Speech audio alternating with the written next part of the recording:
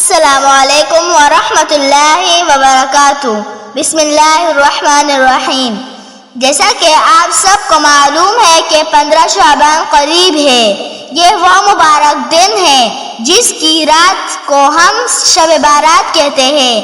یہ رات اللہ تعالیٰ کی رحمت اور مغفرت کی رات ہے، اور اس رات ہر مسلمان کے لیے بہت بڑی برکتیں چھپی ہوتی ہے۔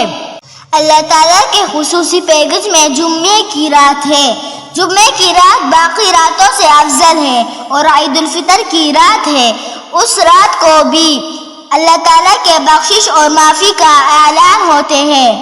بڑی عید کی رات ہے، اس میں بھی اللہ تعالیٰ کی معافی کا اعلان ہوتے ہیں، اور یہ 15 شعبان کی رات ہے۔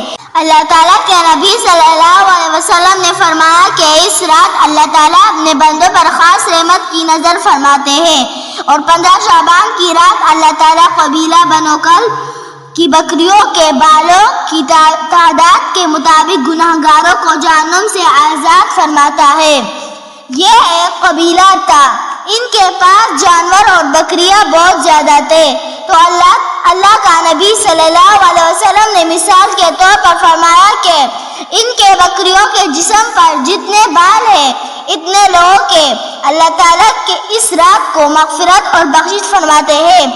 حضرت علی رضی اللہ تعالیٰ عنہ فرماتے ہیں، جب 15 شعبان کی رات آئے تو رات کو عبادت کرو اور دن کو روزہ رکھو، کیونکہ اس رات اللہ تعالیٰ فرماتا ہے کہ ہے کوئی مغفرت مانگنے والا کہ میں اسے بخشش دوں، ہے کوئی رزق مانگنے والا کہ میں اسے رزق دوں، ہے کوئی مصیبت زدہ کہ میں اس کا مصیبت دور کر دوں۔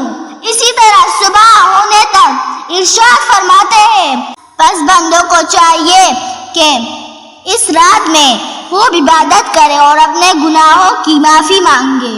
محترم سامعین، یہ 15 شعبان کی رات گناہوں کی معافی اور اللہ تعالیٰ کے قریب جانے کی رات ہے، لیکن ایسے بدبخت لوگ اس رات میں بھی ہوں گے جس کا بخشش نہیں کیا جائے گا۔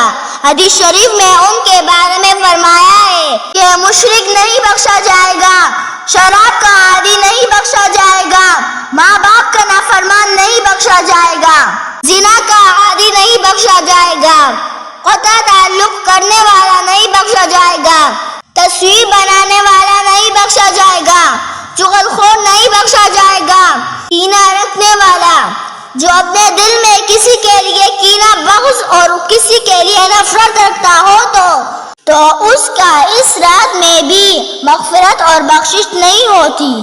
اگر یہ لوگ سچی توبہ کر لے تو اللہ تعالیٰ انہیں بھی معاف فرما دیتا ہے۔ محترم سامعین، ہمیں چاہیے اپنے دل صاف کریں اور گناہوں سے توبہ کر لیں، جس سے ناراض ہے اسے معاف کریں، ماں باپ سے دعا لیں، نفل عبادات اور قرآن کریم کی تلاوت کریں۔ اے اللہ، اس مبارک رات کے صدقے ہمارے سارے گناہ معاف فرما دے، ہمارے دلوں کو صاف فرما دے، ہمیں اپنے ماں باپ کا فرمانبردار بنا دے۔ یا اللہ، ہماری دلوں سے کینہ نکال دے۔ آمین۔ وما علینا الا البلاغ۔